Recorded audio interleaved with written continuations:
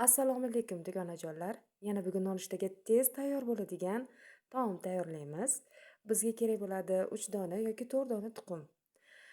Ularga 1 chimdim tuz tabga qarab va 1 chimdim murch. Men aralashtirdim, yana siz o'zingiz bilasiz. Agar xohlasangiz aralashtiring, xohlasangiz aralashtirmang.